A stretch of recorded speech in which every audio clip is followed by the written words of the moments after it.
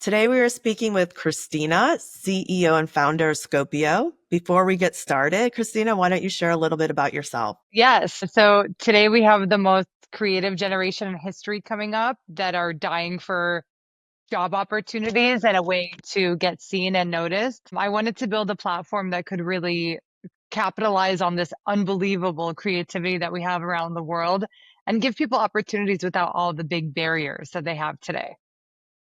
Great. And Scopio right now has about 35,000 creatives globally, which is a lot. Yes. Congratulations. And so can you give a little bit more of an overview of what Scopio is today and the role that you play as CEO? Yeah, it's so funny because sometimes I feel that your skill set, it determines the type of company that you start.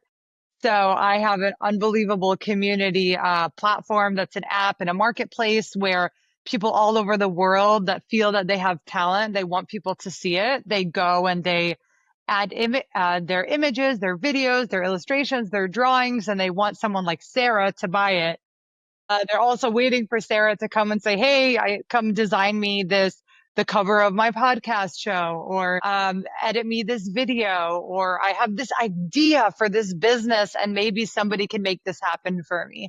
So these are all the amazing types of people from Nigeria to Colombia to Mexico to Indonesia that are on Scopio. And it's really unbelievable that we live in an era where we can connect the whole world together. So I think my skill was in, I always loved learning about cultures and people and different things. And I ended up with a business that does that around the world in 190 countries and gets to connect them with my other skill set, which is all these great businesses and people that I get to meet that would love to talk to these people, would love to work with them, but have no way of doing that. So it's really like I feel very extroverted and I feel that I built a very extroverted company. That's great. It's like you're a connector. So, a lot of times when people are creatives, they have that spark, like they're focused on their thought process or brainstorming. Sometimes that creative spark might happen if they're dancing or doing something totally different than the task that they're meant to work on. Did Mhm. you have that kind of spark that inspired you to start Scopio, or kind of what was behind that? I always wanted to do something really big with my life. I just didn't know what that would be. Like I went to school for politics. I thought I'd be like Madeleine Albright when that was a very big thing to get to. And then when I was in my master's at Columbia in New York, I started to really pay attention to the fact that the news was always showing these social media images and that the friends sitting next to me would spend 1 hour before they would decide which post to put on Instagram. And I thought, do people not know how valuable this content is? Do they not value their time that's being spent here? This is also a great opportunity to start. If you think about it, if you wanted to see a picture from Cuba or from somebody holding an elephant in Indonesia, like you would have never done that before a few years ago. And now we have access to the whole world. So I thought this was so incredible. And I didn't know what I would do in it, but I ended up discovering AI and being able to curate these images. And I thought, what an amazing thing to spend my life on. So that's how it got started. And then the grit was what was required to keep it going and not give up on that idea. Are you seeing Yeah. AI have an impact in the creative economy? And what other challenges are you seeing that may be AI related or not? And how would you'd say, work with those challenges? I think everybody should be really excited about AI. First of all, we get to live longer as human beings. I think they'll be able to detect like cancer beforehand, or maybe they just need a little drop of blood instead of a whole sample. And just in general, I think for our humanity, we should be really excited about collecting information from all over the world and being able to process it faster. In the image space, there are things that almost killed my business without having AI. For example, that people are uploading their pictures and they don't add their information. So a big portion of my business for many years in the beginning was that I would have to hire people around the world to title and tag people's images. Today, AI can do that and does that with more than 3 million now images on my site. So that's something that as a young girl with an idea that could have killed the company because nobody would be able to search and find those images. And today it also gives an opportunity for anybody that's uploading through the platform to be able to click Gemini or OpenAI on Scopio, and it can do it for you. So you don't need to know English yourself. So we're again getting closer to this kind of like global family in terms of creativity.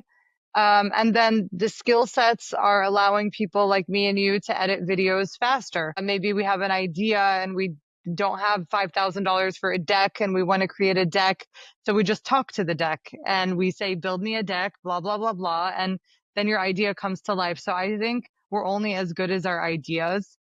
Right now, you have to be very creative and your communication skills have to be the best. So you really have to be able to improve now. Like, for example, copywriting is now a core skill at Scopio because writing is now almost as important as the animation or the design because people have lost that skill set. That's something that we actually, writers, we used to think they're going to be out of business. Now writers are the most important people on the internet. So I think there's a lot of interesting things going on and skill sets. But I think as long as that human creativity is there as the business owner trying to think of the idea or as the artist coming up with the concept, that's where we should be focusing. And we should be really excited about what's coming. Yeah, I think that's interesting. As marketers, we're using AI a lot to develop content. And so it's either drafting the first pass at some type of editorial piece of content, whether it's a blog or a deck or, even a white paper. And so I think it's I think it's great that you're recognizing that a copywriter is needed, and it's just a different twist that I haven't heard before. And just the whole breaking of barriers of languages and people being able to work together, globally. I really like that. So for like artists on your platform, what is the experience like? Can you share an example of how someone found success through Scopio?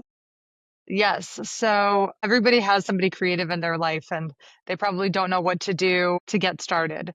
So on Scopio, in less than 3 minutes, whoever you are, you can create a profile in our app or our website and you can upload your work, whether those are drawings that you feel that are valuable or a photo that you've taken or an illustration you've done on Adobe that you really love. So you're able to upload those and then add your different bio, your skills. We do something funny where we like not funny, but we add gender and ethnicity and location. So sometimes today you need somebody really specific, and this is a way that you're able to find someone. It's not the way that I think about it in terms of diversity, but I think about it in terms of localization. So that way you're able to really like if you need a illustrator from the Amazon, you can find that person for your like green project that you're working on. So I think that is something unique and where people feel like comfortable on our platform, like, oh, this company cares about me. That's really cool. And is it bi-directional? So it sounds like there's a great marketplace for someone like me to find someone. What about for the artist? Are there tools or accessibility for them to look for work?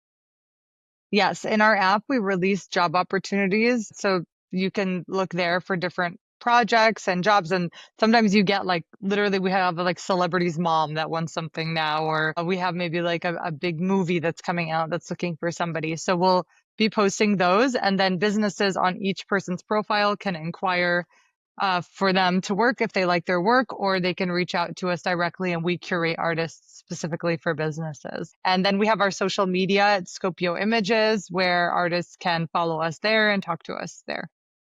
I think that's great. That's very useful. I know there's other tools like Upwork where it could be very competitive. And so it's nice to see Yeah. that there's another outlet. From your seat, what's the biggest challenge Scopio is working on to solve? And for either artists or for people like me? Yeah, like one note on Upwork. Like Upwork, you can get a plumber. Like you can get anything on Upwork. So with Scopio, it's just on the creative visual talent, and so we really focus creating that net for both the artist, the creative to feel safe, and then the business also. If they don't like it or if they don't meet the timeline, like we're able to switch it out so that like fear factor, that risk is gone for the business, and the creative also feels safe throughout the process.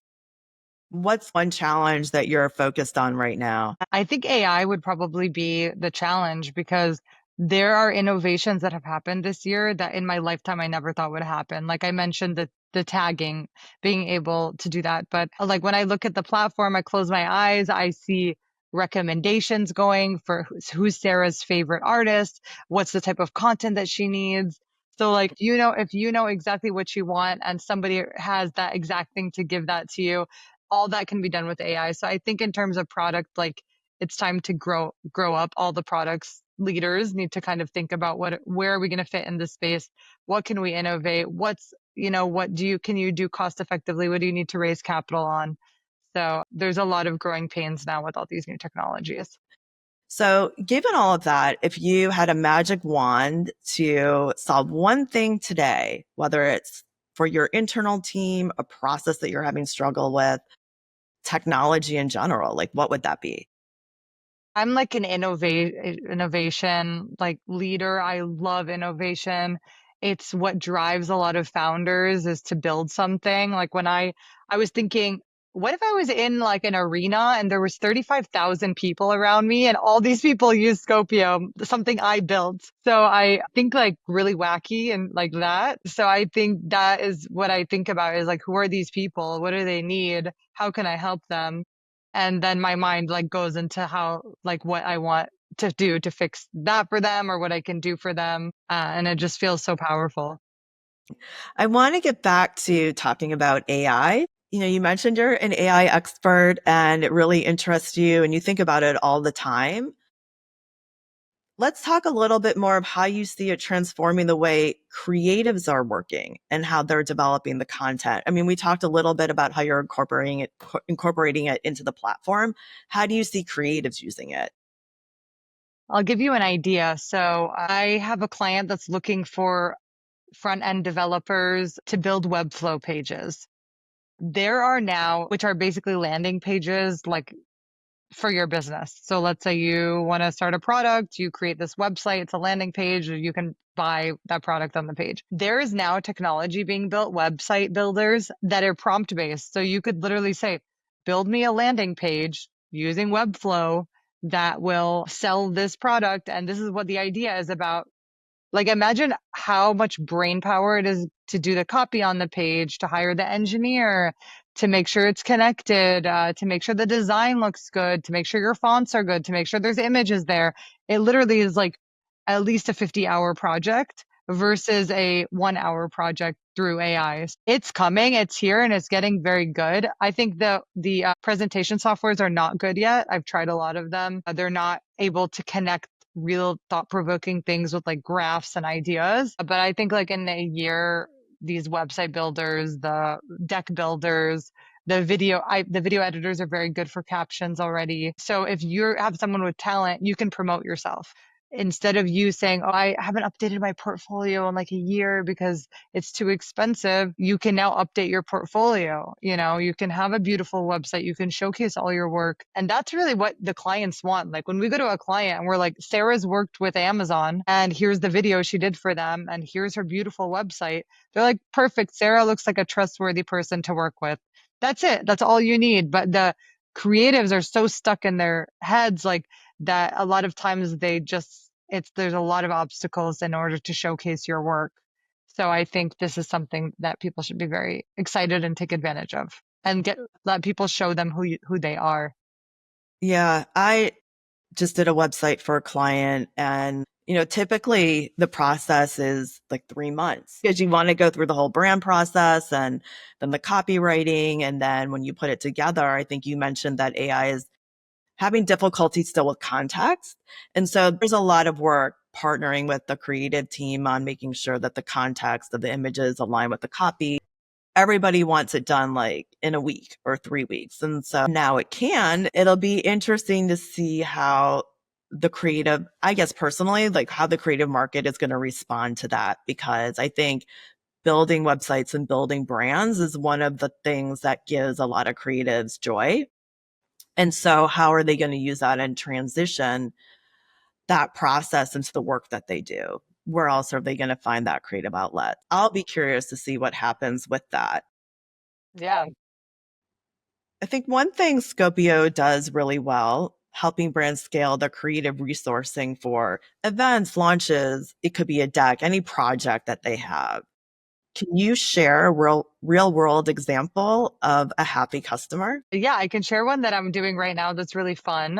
And I can do a more serious one for you. Okay. So I have a client that is a wine company, and we are launching 11 photo shoots across America of people enjoying their product and being able to not only work with just one photographer, but people that are different, so that you have that variation in content. So if you're feeling like stuck, this is a great way to use more types of people and not feel like you're stuck with an agency that maybe only has one or two contacts. And then I've done really serious work like HarperCollins is one of our customers.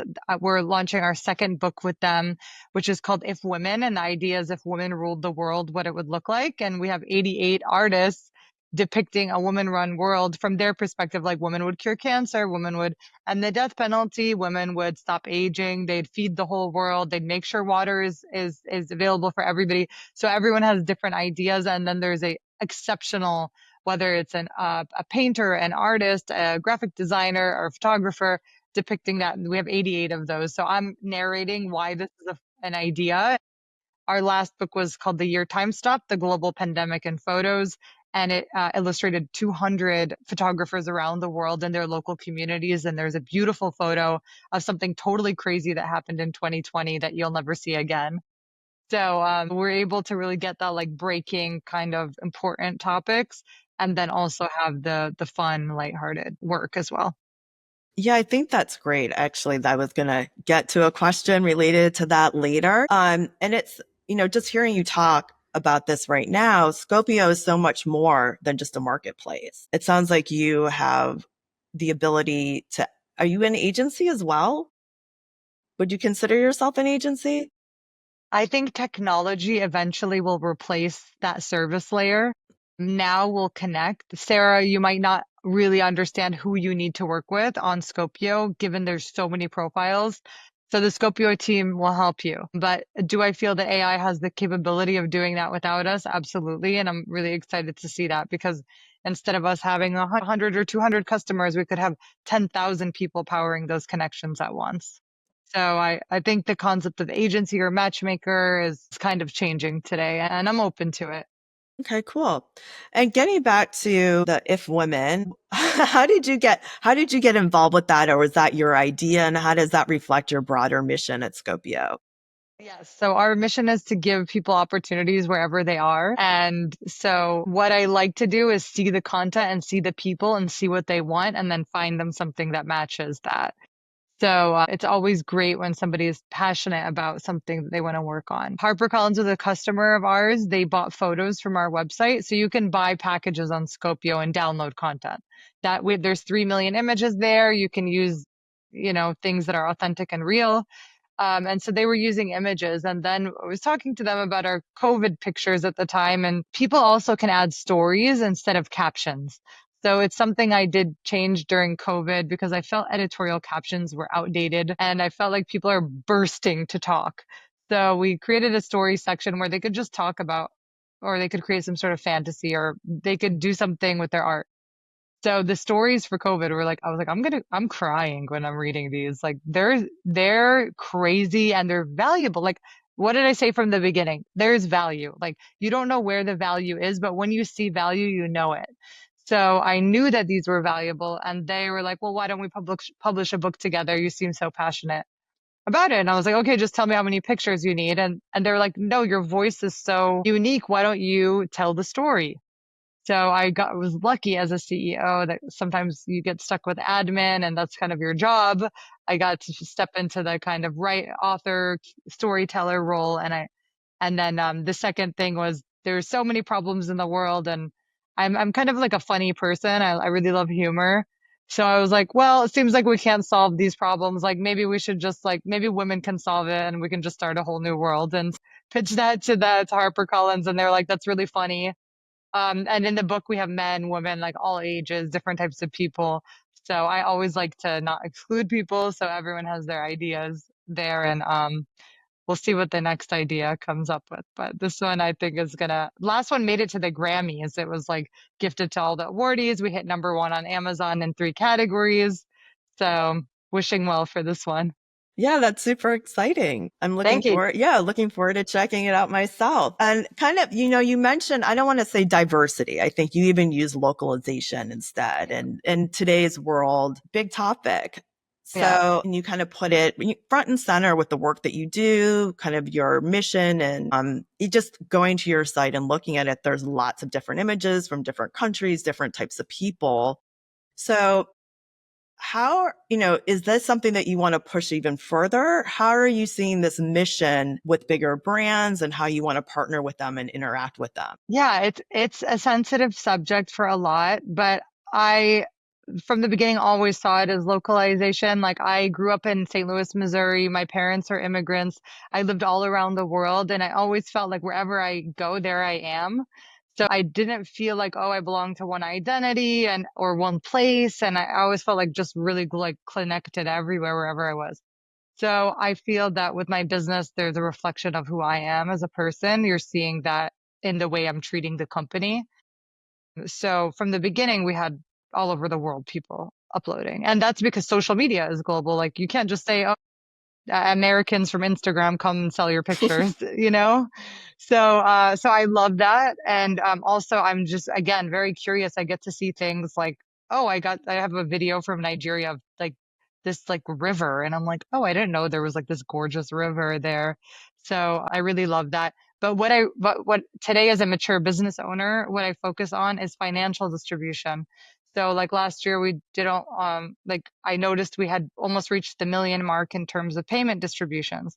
So I would like to get to 5 million in payments like this year to different people and what they're working on. And I see that wealth distribution is actually the most effective part of my whole business because people are paying literally for their weddings, for their kids' school, to put their parents in nursing homes, to buy their studios. Like we're getting message every time you get a message like that, you're like, oh, actually income is the number one most important thing. Yeah, you have creativity, good, great for you.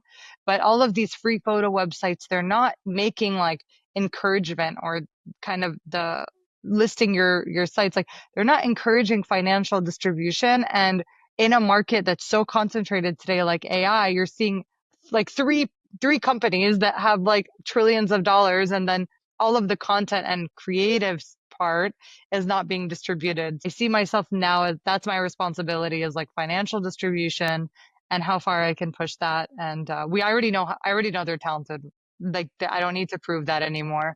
What I have to prove is that like I can move the money from here, like this company to this person and this country and keep that kind of moving. Yeah, that's got to be really rewarding. You're It basically it's the providing jobs and logistics. opportunities for people all over the world.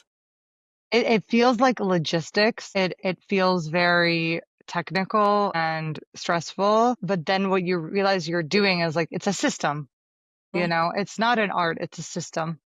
So it's not the creative side of being an entrepreneur, but then when you get that message, like, oh, I was able to have my dream wedding thanks to the project you gave me, like you want, and you see the video, like you start crying, you know? Yeah, it's got to feel really good. You made such an impact. And I did it not by charity, you Mhm. know? That's what I like is like, it's empowerment because it's like something they deserve, they worked on it. It's not like a handout. Well, your platform enabled them to follow through with a goal, life goal. So I think that's wonderful. Yeah. So how do you mentioned that you want to expand that to 5 million. Do you have any programs in place to help shift that and enable that to happen? Anything that you can share? Well, that's where, like, if a business owner is listening and they're like figuring out where they want to get their creative source from, like, come to Scopio and that has the double bottom line and it's a professional service. So, just like I said, it's not like charity, but it does amazing, great things. And these are amazing people. So, we always like, you're going to get the job if you have a good personality more than your talent at the end of the day. So, we make sure we work with those types of people always. If I have a project that I'm working on, how would you advise me to come to your platform? And how would you advise me to use it? Yeah, so you can visit scop.io, stands for Scope It Out. The company is called Scopio, and you can contact us through the form there about what your project is and what you're trying to create. and then we'll get back to you within a few hours with some great people that can do that for you. And if you have a budget already and you're like squeezed, you let us know. But if you're a company and you're looking for different options, we can include those for you. That's great, Christina. And is there anything else that you'd like to add? I just like want to leave it like with how hope people are feeling happy listening to this, and like Rome wasn't built in a day, you know? Yep. Well, thank you very much for being on the podcast. Thanks so much, Sarah.